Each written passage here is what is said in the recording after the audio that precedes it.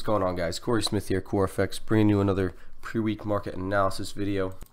I hope everyone had a good trading week last week. We had some pretty big moves in the market, so we're starting to see some volatility coming into the Forex markets. As we see on this chart here in front of us with the relative performance, you got some 2-3% moves for the week for single pairs, which is pretty strong movement. This is a really good trading month typically. First quarter of the year, as I usually say, is usually a great trading quarter, and we're starting to see that here with these pickup in volatility this week. So this week's video, I'm going to be going over what happened last week in the markets, the week of January 21st. I'm going to go over the top performing and underperforming currencies, and I will go over what is going on next week in the markets, what to look for, what news events to trade, and what the charts are telling us going forward to start the week here. This video is going to be a little bit different than the last one in the sense that I'm not going to be doing a technical analysis video on YouTube here through T3 Live. I have now switched that over to part of my students only program. So if you're a student of CoreFX, you get the weekly analysis video done privately just for the students. So I will continue to be doing these pre-week market analysis videos, going over all the news events, the major pairs, top performing, underperforming, everything going on in the markets. But the actual technical analysis breakdown of each individual pair is going to now be limited to my students of CoreFX trading only. Alright, that being said, I'm going to go ahead and jump into last week here, January 21st. As I said, you guys can see here on the relative performance chart, we had some strong movement this week, really all across the board. The US dollar being weak was kind of the leading factor in charge there. As you can see, the dollar, New Zealand dollar, Canadian dollar were the bottom three performing pairs, but everything performed positively versus the dollar this week, as you can see on this chart, and that shows that the dollar just got crushed across the board. The Swiss franc, the British pound, and the Japanese yen, as you can see here, they were all top performers, with the Swiss franc leading the charge, 3.25% move. So that's a really big move for 1 week time period. We're looking at some really strong volatility in the markets, and usually when you see moves like this is telling you that there was a lot of volatility and there was a lot of money to be made essentially at the end of the day from moves like this.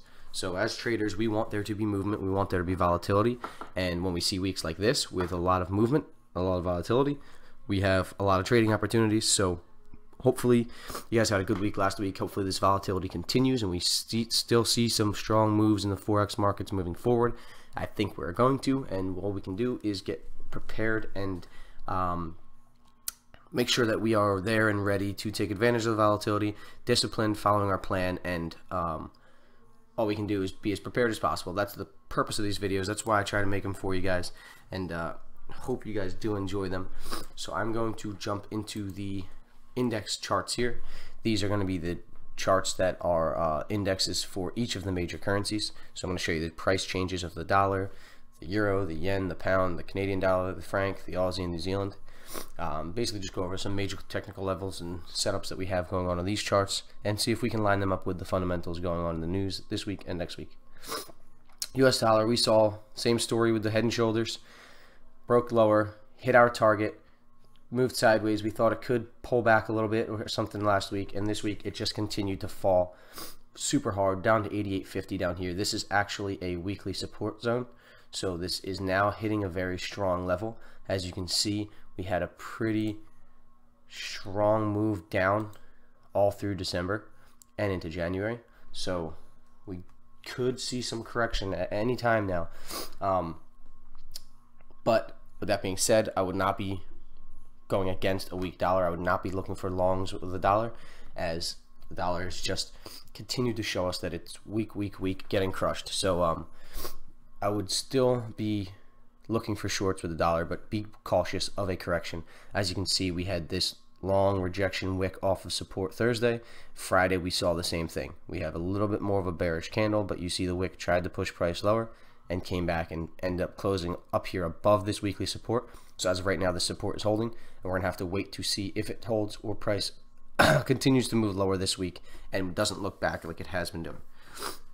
That takes us over to the euro, and the euro pretty much has been doing the exact opposite of the dollar. The euro has just been ripping higher.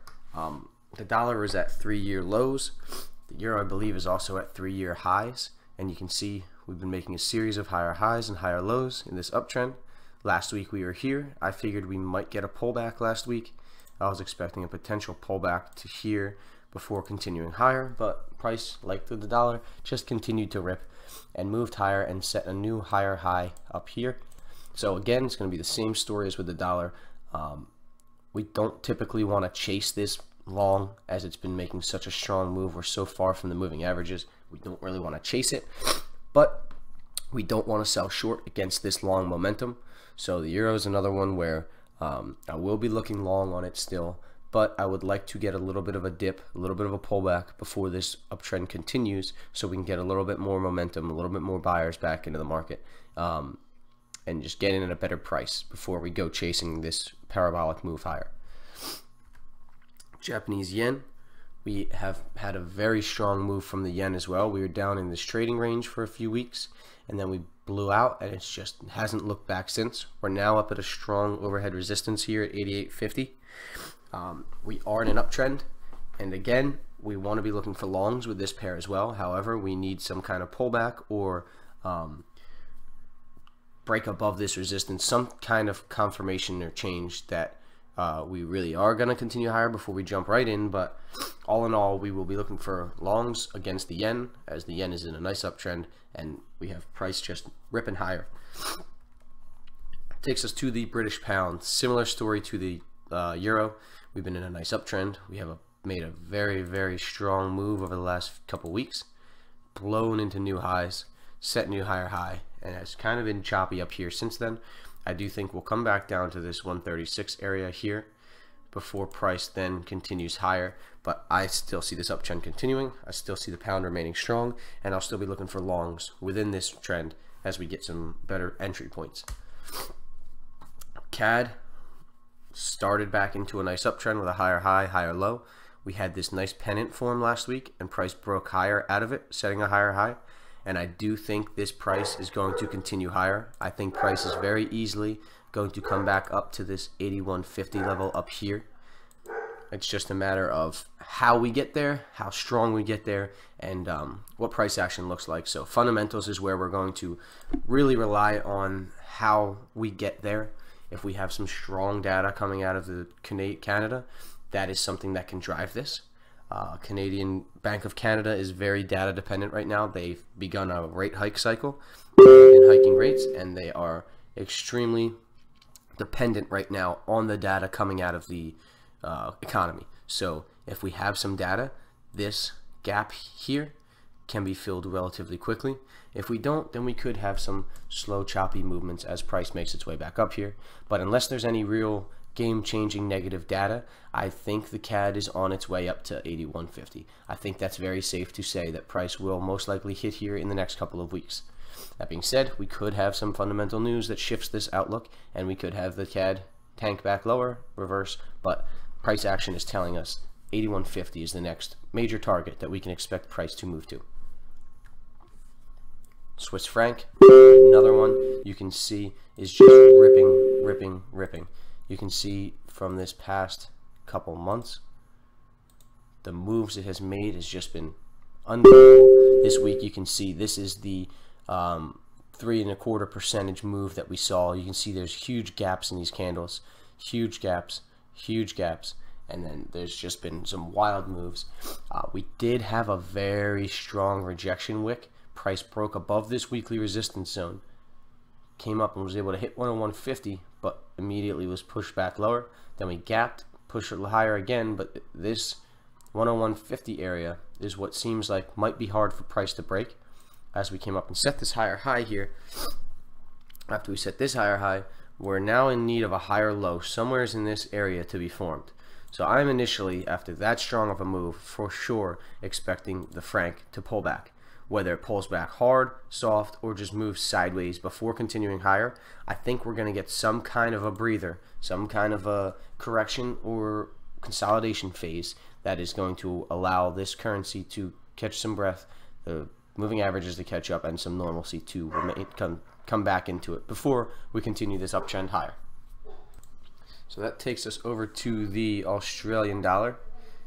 The Australian dollar is Also in an uptrend, as you can see on this chart, we are at a very strong high point here. If we switch to the weekly, you can see we are now up and above this overhead weekly resistance, which we haven't been above since 3 years ago. So this is a very, very significant move this week. This is a very significant level, and we have now seen price close up above this. So basically what we're seeing here is very bullish price action, very strong uptrend, and now a break and close above a very strong resistance. Sorry about that, I had to pause the video for a second, but yeah, essentially the Aussie is showing us some very bullish price action. Price is continuing to make higher highs, not really pulling back much. We're barely seeing these little dips as price moves higher, so we're really just seeing a lot of bullish price action.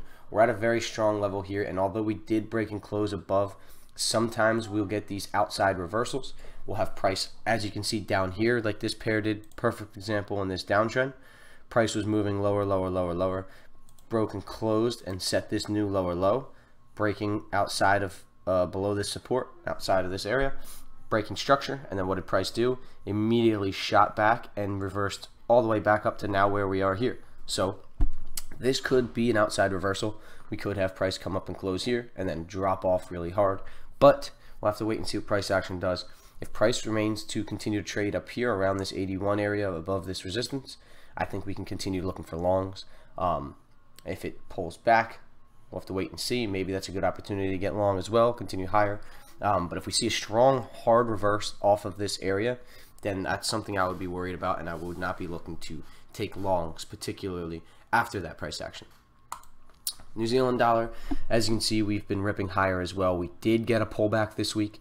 We had some data out of New Zealand, some strong CPI and missed data that gave us this pullback. But as you can see on Friday, might be a little hard to see, but on Friday we had a very strong bullish engulfing candle bouncing off this 73 support. So really just showed that the markets are shrugging off that poor data and continuing to move higher regardless. So I think they're going to shrug it off. I think we'll see this uptrend continue. We got a nice little pullback, which gave us a good opportunity to catch some breathers and get some buyers back in.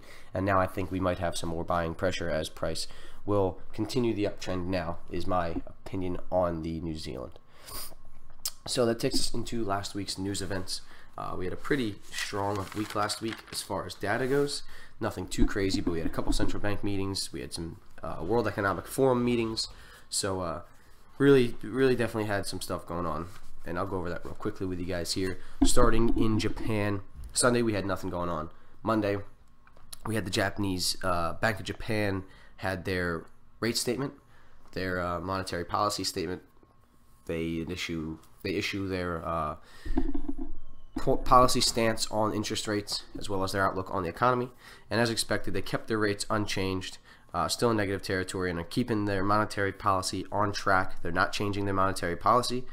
They're continuing with their quantitative monetary easing, and really they said they're going to continue it as long as necessary to hit the 2% inflation target.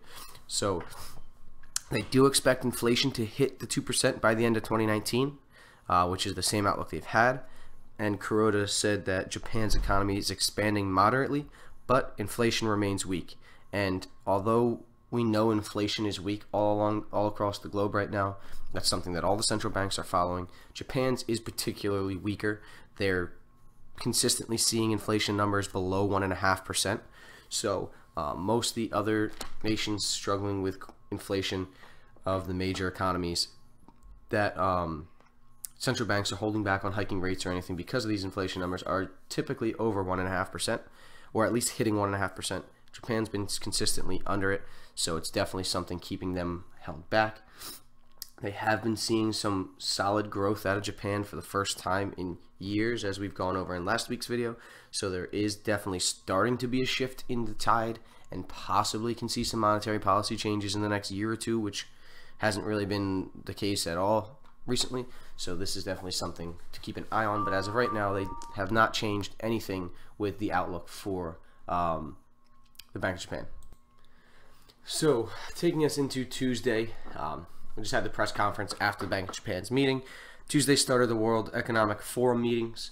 This is over 90 countries meeting in Davos to go over the the global economies and talk about trade deals and that outlooks. And Donald Trump was the first U.S. president to attend this meeting since Bill Clinton attended it. So it's been a long time since we've had a sitting president attend the meeting. He made a speech. It was pretty in line with his rhetoric, typically. He mentioned how America's doing great, the economy's been booming, and basically just said that America's a great place to invest in right now. America's open for business. He kept saying the strength of the economy, the tax reforms, the infrastructure spending. He's just talking about the environment being great for investing and growth, and trying to get countries to come and invest in the U.S., and pretty much was in line with his America First type of policy. Definitely keeping the doors open to trade. Said that they're not opposed to free trade, but wants more fair trade practices between the U.S. and other nations. So that Tuesday really just kicked off the economic forum meetings. Nothing really other than that going on. Takes us into Wednesday. We had the Euro's Purchasing Manufacturing Index, the PMI numbers that happen every month all at once. They were mixed numbers. The services numbers all beat and manufacturing numbers all missed. Basically just showing the services industry's confident on business climate and performing, and the manufacturing industry is just a little bit slower, a little bit further behind. It took us into the pound's average earnings, which is their unemployment rate and their wage growth. It came in as expected at 2.5%, and unemployment claims were larger than expected, so more unemployed people in this month than they had projected, which isn't a very good sign, but it wasn't by that much, and average earnings continued to grow at a consistent level. No miss there. Unemployment rate remains at 4.3%, which is very strong. So the pound did actually continue higher, even though we had a higher claimant count. The pound continued higher as it wasn't strong enough data to really do anything. The markets just shrugged it off, and the pound just has all eyes forward. New Zealand dollar, we had this was a pretty big mover, one of the strongest moves I've seen the New Zealand dollar take in a long time. This is the CPI, Consumer Price Index. As you guys know from my videos, the Consumer Price Index is the strongest and most relevant inflation reading of data there is. It gives us a percentage change in the price of goods that consumers purchase. So it just shows us the rate of inflation prices are growing at. And as you can see, the expectation was for 0.4% over the past quarter, and we got a 0.1%. So that CPI number really strongly missed. And inflation is something that we have not seen pick up very strong around the world, even though the economies and growth is booming, and the global markets are really doing really well. Inflation typically picks up in times like this, and there just hasn't been much inflation pickup, which is why a lot of central banks have been hesitant to hike interest rates. And as we know, as currency traders, hiking interest rates is very bullish for currency. And New Zealand dollar is not looking to join the rate hike yet, as they need some more data to back it, and missed CPI numbers like this just shows us they're even further away from starting rate hiking, and that really did some damage to the New Zealand dollar right off the bat. We saw about 120 pips tank in a couple of seconds, so a lot of people got stopped out of trades for further than their stop loss was. There was a lot of slippage, a lot of order fill that happened all at once, making people's orders filled 100 or so pips from where they wanted it to. So this definitely is not the kind of trading event we want to see, unless you were lucky enough to get on the right side of it, which still is really just too risky to want to try to gamble. But that was a tough one there. This was a very unexpected miss and a very unexpected move. So these CPI numbers continue to be one of the most volatile events, and as the markets evolve and cycle and go through phases, there's different data that's more important at different times, and CPI is certainly the one that is what we're looking at now. Wage growth and CPI, as I've been telling you guys, are the two events that we want to be the most wary of currently. So after that, we had during the day Wednesday, Steve Mnuchin, the Treasury Secretary of the U.S., was talking about the U.S. dollar, and his comments really made the dollar continue to tank. He was talking about a weak U.S. dollar being good for the economy, and it led to the U.S. downfall, the dollar's downfall, and continued weakness due to him really just jawboning the dollar lower, saying whenever somebody high power in a government or central bank talks about wanting the currency to be weaker or stronger, usually the currency responds to what they say.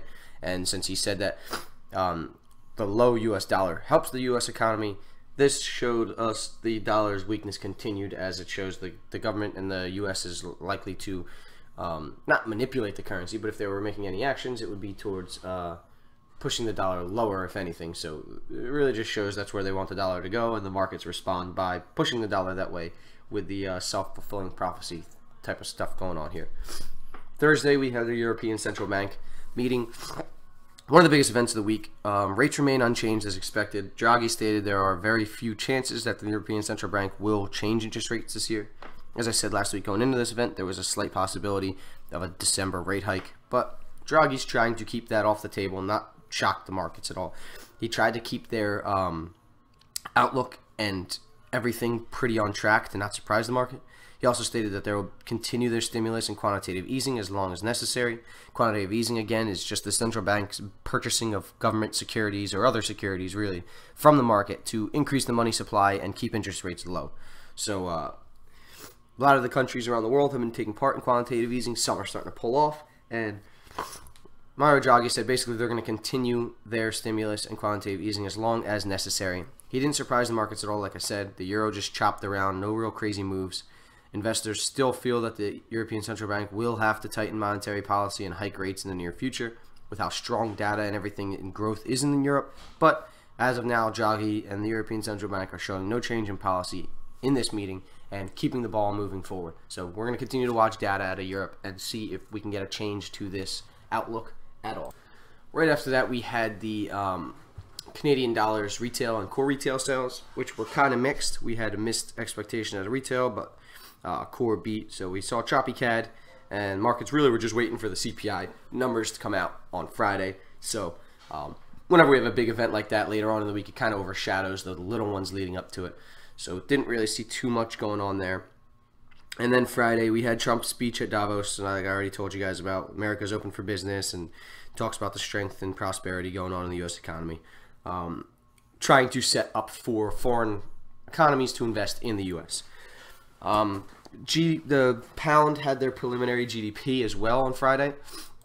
As we went over last week, this is the first of 3 readings for the GDP, so it's a big reading, and it beat expectations. However, their growth is not even. The quarterly expectations was good, but they ended the year with annual GDP of 1.8%, which is slightly lower from the 2016 reading of 1.9%. So year over year, they had a decrease in growth. So this is showing the bigger picture is getting weaker growth. Slight weakness in the pound after this reading, but this is all, as we know, due to Brexit and everything that's going on around that in the UK. So they're continuing to see strong data, although the growth didn't pick up this year. That really isn't much of a surprise to me because Brexit has really been looming so much over the head of the UK. There's so much uncertainty until these deals have been made and Brexit can be finalized that there's not much new investment going on in the company, not too much new growth. Companies aren't looking too much to expand and reinvest capital and hire new employees and buy new buildings and all, with the whole uncertainty of Brexit looming. They don't know what changes are going to be made, what deals are going to be made. There's just so much up in the air that things are at a pause right now in Great Britain as far as expansionary policy and all. So I think this is pretty normal. I think it's nothing to worry about. I think the pound's going to continue to rip higher. I think the Brexit deal is going to come to fruition in the next medium to long term, over the next year or so. And once that is done, I think the pound will get back on track and will continue to see strength. And I think this GDP will flip around and we'll start seeing some growth coming out of there. But following that, we had the Canadian Dollars CPI. Expectations did tick lower, reading ending 2017 with a 1.9% year-over-year inflation. This is adjusted lower than in November when they were expecting a year-over-year to be 2.1% gain. So we did have a slightly softer inflation than we were expecting in November. However, 2%, as we know, is the inflation target of most central banks. So 1.9% is still pretty on par with expectations. The CAD was really choppy on the news as investors tried to digest the information and take in what the results were. I think we might see a slightly weaker CAD to open the week, but I think the Canadian dollar is still going to continue to be strong. I think the Bank of Canada is still going to continue to want to hike rates as long as their data is supporting it. And although the CPI missing here slightly, I don't think it's enough as of right now to change the hike plans of the central bank. And I think it's still going to continue to see a bullish Canadian dollar moving forward. So that takes us into the US Dollars Advance Gdp, which did worry me slightly more. We had an unexpected slowdown in growth last quarter of the year. Numbers slowed due to consumer spending growth picking up, but imports picked up. So imports deduct from GDP growth, because part of the GDP is exports minus imports. So when you're importing a lot more products than you're exporting, you have a negative balance sheet, negative trade balance, and that subtracts from the GDP growth. So we had the highest expansion of imports in this reading than we've had in 7 years. So because there's a huge consumer spending is at very high levels in the U.S., and that's a good sign. However, the imports the U.S. have brought in have picked up as a response to the consumer spending. Not our exports haven't picked up as much, and because we're importing that much more, it's having a negative impact on the GDP. This ends Q4 with a growth rate of 2.6%, which is down pretty big from Q3's reading of 3.2%. That puts 2017 growth rate annually at 2.3%, which is still up significantly from 2016's 1.5%. So it's still a great reading, not as strong as it could have been. Trump was calling for over 3%, and that's what we had back in November and thought it could have closed with, but this past quarter changed that number. So still a very strong reading out of the U.S. It is a little worrisome that it's that off from the 3.2, but as you guys can see, the dollar is ripping lower no matter what's going on. So we'll just have to keep an eye on price action with that U.S. dollar and see if any other data continues to pick up, or if we start seeing more misses across the board that might give us something to worry about. Next week, this moves us into, again, we're starting a week off with nothing on Sunday. And as we know, Sundays are not really good trading days for Forex markets. Occasionally, a couple of Sundays, a few Sundays a year, there'll be some news events going on, and they will be a day that I'll be looking to make some trades. But for the most part, Sundays are analysis days. We wait to see how the gaps open up from the weekend. It's the only time we have gaps in the FX markets because the markets don't close Sunday to Friday. But when they close for the weekend, we then have data over the weekend that's not traded live, and then when the markets reopen, we have a gap, a change in price as investors react to what happened while the markets were closed. So Sunday's a good day to analyze, get your charts marked up, figure out what's going on for the week ahead, get yourself planned, and watch how these gaps open up.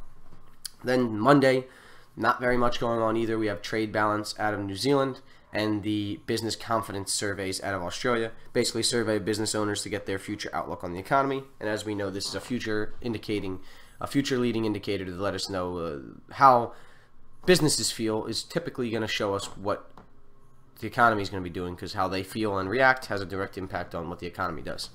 Tuesday, we have German CPI for the euro. It's not European CPI, it's just one country, but Germany is one of the biggest economies there, so can have some impact. It's the big inflation readings for the country, so could have some impact. Then we have Spain's flash GDP, first GDP report out of Spain, another big economy in Europe, so this could cause some movement, but again, nothing too crazy, just something to keep an eye on for euro cross pairs. US dollar then has consumer confidence reading. This is a very strong report. Has been at record highs, shows consumers confident for the economy, and if people are confident, they're likely to spend money and stimulate the economy. If they're not feeling confident, they're less likely to spend money, less likely to impact the economy. So this is another future-looking indicator and something that we do like keeping an eye on. Not the craziest of moves, but something we definitely keep an eye on. Then we have the Bank of England, Governor Carney speaking to the Economic Affairs Committee. Again, nothing too crazy, but we want to keep an eye on 4-pound crosses as this could cause some volatility. Then out of Australia, we have CPI. You guys already know the deal with this. Very, very, very strong report. Can cause some very strong moves, so be careful trading it. And before and after it offers off some trading opportunities, but sometimes with the really big events like this, as you saw with New Zealand last week, it might just not be worth the risk trading it. Keep an eye here on CPI for Australia, though, as this is going to be a very big market mover. Then we have manufacturing PMI out of China. You guys know this is our Purchasing Managers Index.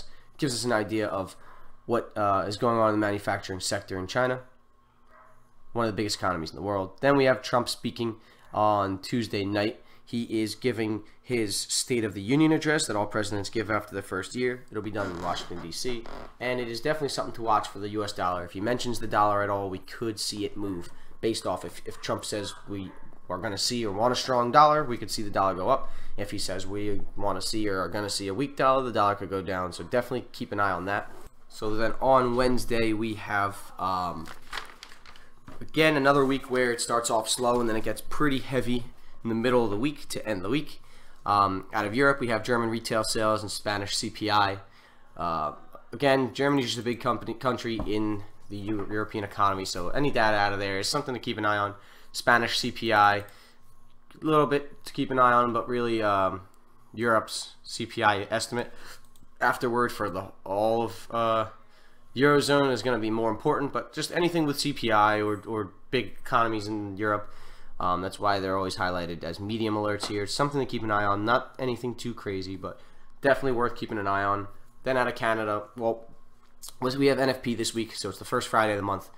Employment report out of the U.S., and there's always a non-farm payroll estimate done by ADP. This is like a third-party report, not done by the economy or the government, but by a third party, and it's just an estimate. They give their outlook on what they think the employment rate change is going to be.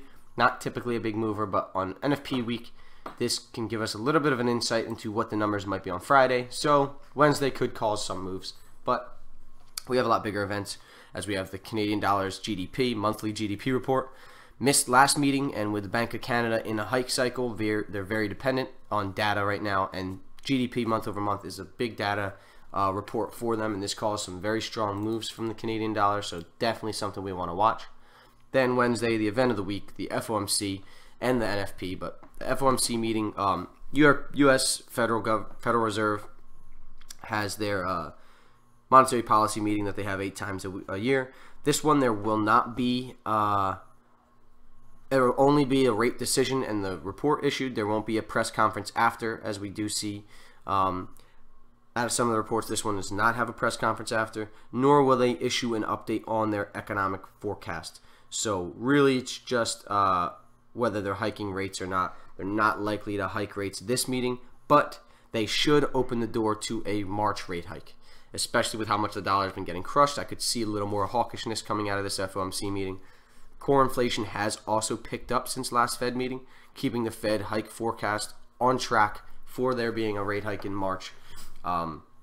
So definitely an event that we want to keep an eye on. Definitely something that causes strong moves in the dollar.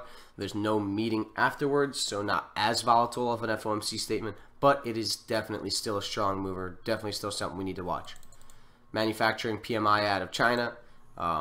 This is the more reliable manufacturing data number, as I've gone over in my videos. So this is something we want to watch. Very strongly correlated with the Australian dollar and New Zealand dollar. So if you're trading either of those pairs on Wednesday night, be aware of this reading because it can cause some moves across those pairs.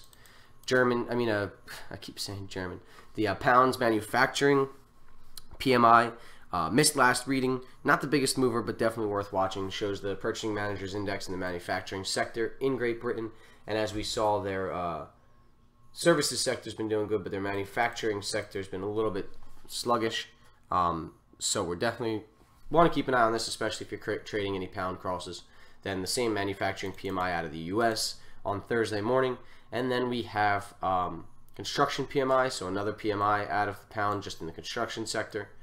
Definitely good to watch, as we want to keep an eye on what new building is going on, what the confidence levels are in construction industry as it shows growth. And with Brexit going on, like I told you guys, there's a lot of hesitation with expansion in the UK until a deal is worked out and things are a little bit more clear. But these little reports give us little outlooks and leading indicators on how these areas are doing or going to be doing.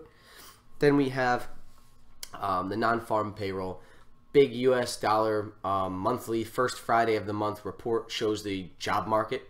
The unemployment rate shows how many jobs were created last month, and it shows the change in hourly earnings, so our wage growth, which is really been the biggest thing to watch. Our 4% unemployment rate is just killer.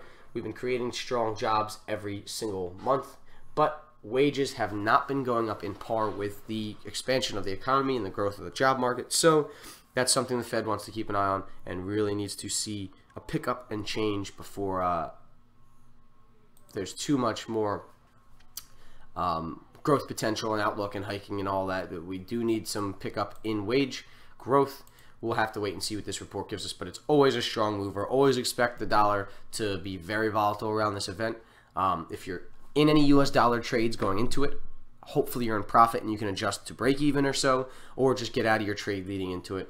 There can be some very serious slippage and spikes in price during this event. So it's a crazy trading event, especially if you're new to trading. I would not recommend trading NFP with real money. Maybe get a demo account, try it out, start analyzing it, watching it, seeing how price moves, seeing how spreads change around it. All this stuff is good to get used to and pay attention to. However, I would not recommend trading it with a live account unless you're very experienced and have done it before and know what you're doing. But that pretty much sums up this week, guys. Again, I'm not going to be doing a technical analysis video, unfortunately, on YouTube anymore. That is going to be premium content now. That is going to be included in my course only for my students. So I hope you guys do enjoy these videos. I hope you guys enjoy T3 Trading's page. They got a lot of great content. Make sure you subscribe to them. Check out their other videos, some of the biggest names in trading on this channel. So definitely check out some of those guys and how they're doing, especially if you like trading the equity markets. But I really appreciate you guys taking the time to watch these videos and catch up with what's going on. I hope you guys have a great trading week, and I will catch you next week. Thank you.